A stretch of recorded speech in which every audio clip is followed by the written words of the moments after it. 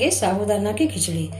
इसके लिए हमें चाहिए होगा मूंगफली के दाने, जीरा, काली मिर्च पाउडर, सेंधा नमक, कुछ टमाटर, आलू और घी, ग्रेट की हुई अदरक, कुछ करी लीव्स, 2 बारीक कटी हुई हरी मिर्च।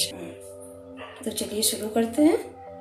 इसके लिए हमने गैस पे कढ़ाई को रख दिया और सबसे पहले हम इसमें डालेंगे घी। घी हमारा मेल्ट हो रहा है। अब इसमें हम डालेंगे मूंगफली के दाने। इसको हम धीरे धीरे चलाते हुए रोस्ट कर लेंगे। अब हमारे दाने रोस्ट हो चुके हैं, इसको हम निकाल लेते हैं। अब इसी घी में हम जीरा डाल देंगे। जीरा को चटकने देंगे। ग्रेट किया हुआ अदरक,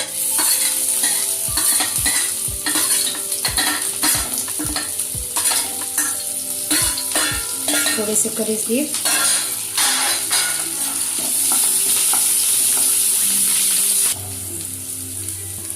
अब इसमें हम टमाटर को डाल देंगे।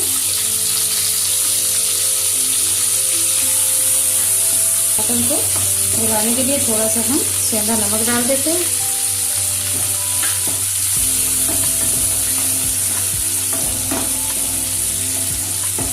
अब इसी में हम कटे हुए आलू डाल देते हैं।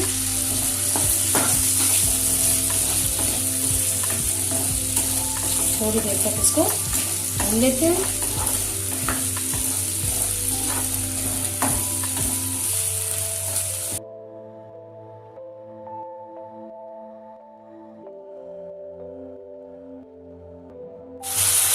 अब इसको हम 5 मिनट के लिए ढक के रख देते हैं। 5 मिनट हो चुके हैं। अब हम देखते हैं,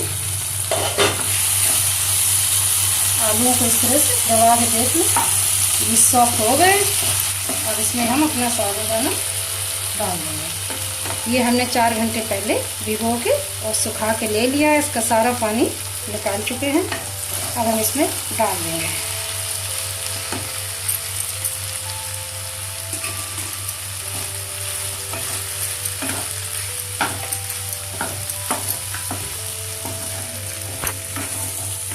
इसमें हम काली मिर्च पाउडर मिला देते हैं।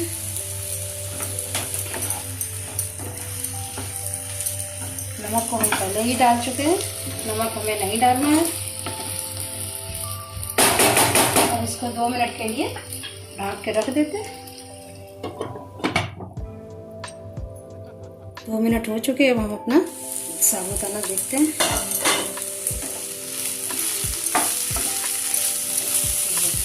बन के तैयार हो गई। अब इसमें हम मूंगफली के दाने मिला देंगे।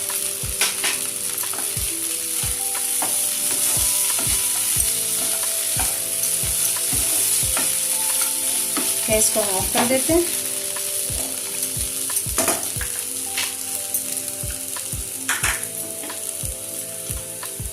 आधा नींबू इसमें हम निचोड़ देंगे।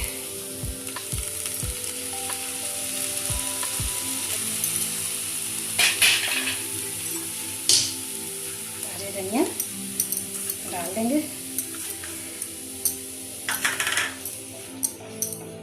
देखिए हमारी खिचड़ी इतनी खिली खिली बनी। अब इसको हम निकाल लेंगे।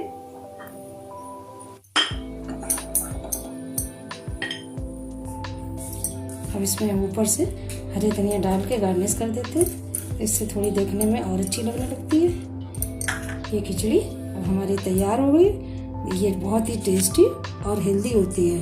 हरे धनिया की चटनी के साथ, या आप चाहे तो ऐसे भी खा सकते हैं। ये खाने में बहुत ही टेस्टी होती है। बना के देखिए, आप देखिए कैसी लगती है आपको।